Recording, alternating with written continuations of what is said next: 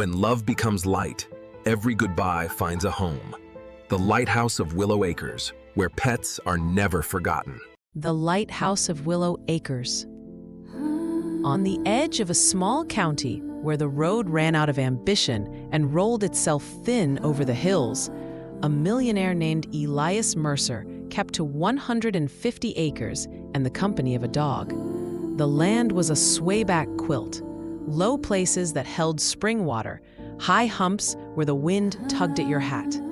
Elias had made a fortune no one in town exactly understood, except that it let him fix roofs after summer storms and pay off the tab of a stranger at the diner. He was the kind of rich that drove a dust-coated pickup and knew every cashier by name. The dog was a golden retriever with a white chin named Scout. People said Scout must have had the run of the place, and they were right. He knew the fox paths, the frog ponds, the shady sides of every oak. In the mornings, he lay by the kitchen door and watched Elias grind coffee like it was a solemn ceremony.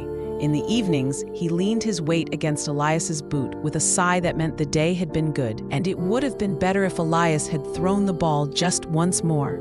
The end came in the slow way that makes you grateful and breaks you open at once. Scout slept heavier, walked shorter, stood at thresholds longer. When the vet, a gentle woman named Maria Lopez, put her hand on Scout's ribs and listened, her eyes softened in a way that told the truth before her mouth did. "He's a brave old soul," she said. "We can keep him comfortable." And for a time, they did. Elias learned the medicine schedule the way he had once learned crop rotations and spreadsheets. You do right by what you tend. On a mild evening when the peepers began their thin orchestra in the ditch grass and the first star stepped into the sky, Scout put his head in Elias's palm, took a breath as if to say, "This is good," and eased away. Grief changed the shape of the house overnight. The bowl by the back door turned into a small thundercloud. The leash on the nail became a question that no one was there to answer. Elias found himself walking the property at dawn, hands in his pockets, listening to the way wind moved over grass. The land was steady, the way granite keeps its counsel. At the highest swell, where the fields opened like a held breath, he stopped and stared and saw something that wasn't there yet, a tower in the middle distance, white and sure, turning its quiet beam. He did not know why a lighthouse should be born in the middle of pasture, only that the idea arrived like a bird alighting without asking permission. He went home and spread maps on the table. He drew a circle where the tower would stand and 5 petals around it, like a flower opening. Sections he named in the neat, blocky handwriting he'd learned as a boy: equestrian, felines, canines, exotics, columbarium. He had carried animals in his arms and animals in his memory. He understood that the smallest creature rearranges a life. He did not want a field of sorrow. He wanted a garden of gratitude. When he filed the application with the county, zoning, environmental, ingress and egress, news of it rippled to the coffee pots and barber chairs, to the booth under the antler rack in the diner where Harlan Wynn liked to sit and argue amiably about ball games. "A pet cemetery?" Harlan said, whistling low. "Out at Willow Acres? Seems strange." "Strange like kind or strange like bad?" his wife June asked that night while she folded laundry. June had once had a cat named Rosie that slept on the warm top of the dryer. When Rosie died, June had cried into the towels until they turned salty, and she buried the cat under the oak at the far fence and put a blue marble on the spot so she could find it in winter. "Strange like what do we do with the trucks, the traffic, all that," Harlan said. But even he heard the softness in June's "you" and understood there was more to this than logistics. Town hall filled quickly on the night of the first meeting. The room smelled of floor wax and fear. Mayor Dorsey took the center seat, a gavel by his elbow. The county seal, the river bent in a horseshoe, a line of wheat, glinted against wood paneling. The folding chairs squeaked like a flock of birds taking off and sitting back down. "Mr. Mercer," the mayor said, "you have the floor." Elias stood with his notes but did not look at them. He'd learned years ago that paper made people think your heart lived somewhere else. "I lost a dog," he said simply. "Many of you have lost animals too. I want to build a place where we can say thank you. 5 sections, for horses, cats, dogs, the ones with scales and feathers you love, even when other folks don't understand. And a columbarium for ashes. There will be benches, flowers, quiet. In the center, a lighthouse, because grief is a kind of fog. I'm endowing maintenance forever. I ask your permission to do this on my land." Hands went up. Questions came in threes: traffic counts, property values, what ifs. A man in the back said, "It'll bring outsiders," as if outsiders were the same as winter flu. A woman asked, "What about smells?" And someone else whispered that ashes didn't smell, and paper rustled to cover the whisper. Harlan spoke his piece. "Will you be a good neighbor, Elias? Will you keep the hours and keep the edges tidy and not turn sorrow into spectacle?" "I will," Elias said. "I'll put that promise in writing." No one clapped. The mayor thanked everyone, said the discussion would continue, and tapped the gavel like a period at the end of a sentence nobody liked.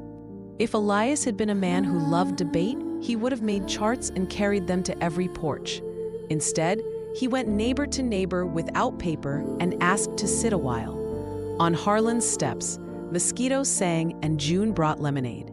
On Priya Patel's stoop, the town clerk, who remembered everything, her children showed Elias drawings of their fish that had died and been sent, with ceremony, down the length of a garden hose to the creek. Maria, the vet, poured coffee at her kitchen table and told him, "People need to speak love one more time, and then one more time after that. Ritual is a bridge the living build to reach the lost." Elias listened more than he answered. He gathered worries in one hand and hopes in the other. Where he could place a truss, he did. Limited hours, discreet entrance off the county road with a turning lane that wouldn't back traffic into the curves. Dark sky-compliant lighting that would throw no glare into bedrooms. He invited anyone who wished to walk the fields and see where the daisy drift would go, where the benches would sit in shade. At the second meeting, something had shifted. A teenager with a shy posture brought a photograph of a gecko named Nova and said, "He kept me company when I couldn't go to school." An older man with a cane and a cap that had seen 2 wars spoke of a shepherd named Duke, who had kept his watch when nights were long. June spoke of the blue marble under the oak and did not cry until she sat down. Harlan listened and looked at the floor where someone had tracked beach sand into the wax and wondered how you could be aggravated and moved at once. The mayor cleared his throat. "We'll set the vote for next Tuesday," he said, and for a week the town lived in a nearly audible hush. Neighbors waved in driveways with half smiles that meant, "You will still be neighbors on Wednesday, won't we?" The vote passed by a count that made some cheer and some shrug and 1 or 2 scowl and say, "Well." The next morning, Elias stood with a shovel at the high point of Willow Acres where the lighthouse would rise. The ground gave to the blade with a satisfying weight, and he thought, "This is how you do it. 1 cut, then another, until a hole is made for a foundation and a foundation made for a light." Work began in the language of machines and men, augers muttering and the cool, concrete trucks backing up with a song that warned you to mind your toes, welders drawing blue lines through air. In a studio across the county line, sculptors woke their clay. A horse bowing, a cat catching sun on stone, a dog poised as if to say, "I'm listening," a sweep of exotics, parrot, rabbit, turtle, arranged in a dance that didn't belong to any single animal, but somehow belonged to them all. At another shop, a grand urn took shape for the entrance to the columbarium garden, its shoulders strong as if to say, "This is a good place to rest." Landscapers knit grace into the ground. They laid paths that curved the way a hand does when it smooths hair. They planted daisies in bands and let other flowers wander like bright thoughts. Benches settled under oaks where the light dappled and the air stayed cool even in July. Signs with simple names: equestrian, felines, canines, exotics, columbarium, stood at the head of each section, words carved deep enough to last through a generation of winters. At the center, the lighthouse rose one ring at a time. The staircase spiraled up so slowly it seemed it might never arrive at the lantern room, and then one day it did. When the Fresnel-style lens slid into its brass cradle, Maria brought her 2 boys to watch, and Priya stood with a clipboard she did not write on, and Harlan rested his hands on the railing as if it were the edge of a ship. Elias signed for the lens delivery and touched the cool glass with one finger, the way a person might brush a forehead to make sure a fever had broken. On dedication day, the sky wore the kind of blue that can only be described by the word blue. People came in their Sunday pants and their mowing the yard shoes. Children carried flowers and shoe boxes that had once held sneakers and now held a collar, a whisker, a folded bandana. A violinist played a hymn without words, and the sound lifted into the tower, as if it had been looking for a way up all along. Elias stood at the small podium and felt the thickness of his own throat. He didn't want to give a speech. He wanted to tell the truth in one good sentence. "Thank you for letting me do this," he said, "for Scout and for yours." He cut the ribbon and stepped back, and the crowd moved the way water does when it finds the opening in a bank. Some went first to the equestrian section, where a girl in boots stood beside the bronze horse. She pulled a worn bridle from a sack and laid it over the headstone of a mare named Sunday. Her father put his hand on her shoulder, and when she trembled, he trembled, and then they steadied together, like a tandem skiff in a boat wake. In the feline garden, a librarian named Mrs. Hargrove placed a sun-warmed book of poems under a tabby's marker and said, "For the windowsills you kept." Lavender shook its scent into the air, and cats that were no longer alive seemed to stretch in the mind and regard everyone with that dignified half-blink that means, "We will allow this." At the canine section, there were balls and sticks and harnesses in a small pile beside the statue. Useless in the best possible way. A unit of veterans lined up and saluted a tile for Canine Archer. The old man with the cane stood a little to the side and spoke to his shepherd as if they were on their usual walk. "You did good, Duke," he said. "You did real good." In the exotics section, the teenager who had spoken of Nova pinned a tiny lizard charm to a velvet strip and tucked it into a niche at the base of the sculpture. A child set down a small turtle figurine that looked as if it might begin to move if no one watched. A parrot feather, green, red, impossible, caught in the grass, and the wind decided to leave it there for a while. At the entrance to the columbarium garden, the great urn gleamed in the careful light. Inside the garden, walls of niches held nameplates that were not just names, but handles for memory. A widow traced her finger over 2 words, "Sweet pea," and smiled, the way you smile when someone you love has just told a gentle joke. Harlan found Elias standing at the foot of the lighthouse, looking very much like a man who had come a long way to get back home. "You kept your promise," Harlan said. He had meant it to sound like a neighborly acknowledgement, but it came out like something weightier, something that had a little apology folded inside it. "I tried," Elias said. "Sometimes that's all we can do." Harlan nodded and cleared his throat. "June keeps talking about that blue marble," he said. "Says she wants to bring it here come fall. Says the oak out back will forgive us."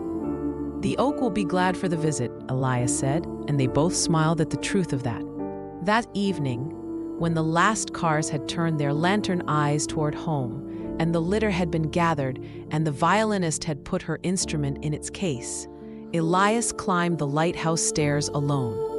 He had in his pocket Scout's collar and the small brass nameplate that had hung from it, the edges rubbed smooth by years of Elias's thumb finding it without looking. At the top, he opened the small access panel set into the base of the lantern room and placed the collar and nameplate inside, where the heartbeat of the mechanism would keep them company. "Thank you," he said, to the room, meaning it for the dog and for the town and for the voice in his chest that had said, "Build the light," and had not been wrong. He turned the switch and the lamp came to life, not suddenly, but in a growth of warm gold. The lens caught it and made of it a phrase the dark could read. The first sweep flashed across the equestrian meadow. The second brushed the feline garden and plucked brightness from the lavender. The third laid its hand on the canine field, where the veterans had stood and where a boy had just told his rabbit Clover that she had been the best listener he ever knew. The beam touched the exotics corner and the columbarium and the outer fence, where someone who had not come in had nonetheless waited to see if the white would be kind. For weeks, then months, people came the way people come to water, wary of their own reflection at first, then braver, then grateful. Some came only once and left a token that a summer storm could not scatter. Others came every Sunday and sat on the same bench and spoke aloud, because sometimes that is what it takes to quiet the voice that says it is foolish to address the air. Children learned that you walk softly there, the way you walk in a sanctuary, not because someone tells you a rule, but because the shape of quiet tells you a truth. Priya kept the records with a precision that would have made a surveyor proud. She wrote with a fountain pen that left an elegant line: name, dates, section. When the ledger became heavy, she closed it with 2 hands and exhaled, as if she had been holding her breath since the first page. Maria sometimes walked the paths at lunch, her hands in her coat pockets, even when it was hot, as if holding on to the warmth of the pockets would keep her from taking too much of other people's ache home. June brought the blue marble in October. She held it up to the light of afternoon and laughed softly at the way it made the world a little smaller and a little rounder. Harlan dug a little hole with his key, because a key is a kind of trowel if you are determined. And June tucked the marble at the base of a young maple near the feline garden. "Rosie knew sunshine," she said. "She'll find it here." Harlan put his arm around her shoulder the way he always had, and stood until the alone feeling that comes after placing something in earth had thinned. One winter night, a power line went down in ice, and the lighthouse stilled. The town felt it like a missing tooth. Children woke and looked at their ceilings for familiar shadows and found none, and got up to see if there was snow. Elias pulled on his coat and trudged up the slope and listened to the trees popping in the cold. When he reached the tower, he saw the gark and the stars arguing sweetly about brightness, and he laughed out loud, not because it was funny, but because sometimes laughter is the only way to carry the weight of tenderness. He started the backup generator, and the lamp bloomed again. As the beam reached out, a fox crossed the path and did not hurry, and Elias lifted his hand in a greeting that was not meant to stop the fox, but to say, "I see you." In spring, the daisies made the kind of white that earns its exclamation points without asking. People brought picnics of remembrance and shared stories the way you share deviled eggs from a plate, careful not to take the last one. A high school art class sketched the statues and argued about whether the cat's expression was smug or regal or both. The teacher said quietly, "Yes." The lighthouse became as much a part of the town as the water tower and the bronze soldier and the ice cream stand with the mural of cows that looked like they were organizing a union. If you gave someone directions, you could say, "Turn left at the light," and they would know you meant the tower beam, not the traffic signal. If you were a teenager returning late and you saw the light sweep and you felt unexpectedly comforted, you did not tell your friends, because teenagers have reputations to tend. But you told yourself things you needed to hear, and you listened to yourself a little better because the light had started the conversation. On the anniversary of Scout's last evening, Elias rose before dawn and brewed coffee like a sacrament. He carried his cup to the porch and watched the first stripe of day arrive at the lip of the fields. He thought of all the collars and bowls and feathers and stones that had found their way to the gardens. All the names inked in Priya's careful hand, and all the times he had climbed the stairs and pressed his palm to the lantern room's warm skin as if the tower were a living thing.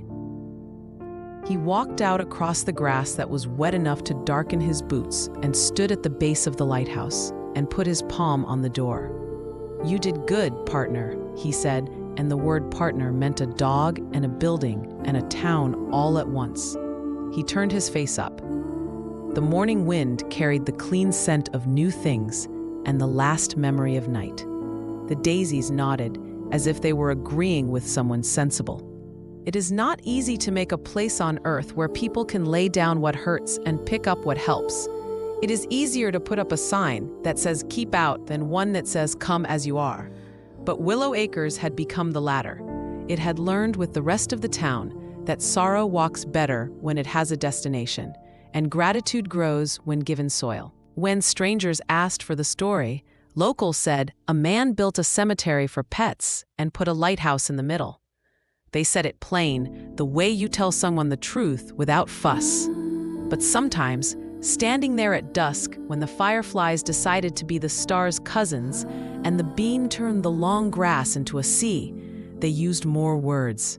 They said, it's where we go to remember the animals who taught us to be a little more human, and they were not embarrassed to say it. Not anymore. Elias grew older. The land kept its shape. The light continued to swing its phrase across fields and roads and porches. Some nights, when the sky was so clear, you could count more hopes than you had pockets for. He imagined Scout moving through the daisies, not as a ghost, but as a good memory wearing a dog's familiar weight. The thought did not ache like it used to. It steadied him, the way a friendly hand on the shoulder does when you don't expect it. On a summer evening heavy with honeysuckle, a family came for the first time. The children were practical and grave in the way of children who have made a decision about how they will be brave for their parents. They carried a red ball, a collar with a pink bone on the tag, a photograph with a tongue lolling at a ridiculous angle. They paused at the canine section and took turns placing their items in front of a stone that said simply, Maggie. Elias nodded to them and moved on. You do not linger at someone else's altar unless you are invited. But he listened as he walked, and he heard the father say, she was a good girl, and the mother say, she was, and the smallest child say, with sudden lightness, remember when she stole the ham? And the others laugh with relief. It was all right to remember joy. The beam washed over them, and for a moment they looked as if they were underwater and breathing just fine. That was the story of the lighthouse at Willow Acres. It began with a dog and grew into a place where all the small and great beasts of people's hearts were allowed to be counted, section by section, step by step, light by turning light. Some loves shape the land itself. Some loves learn to shine.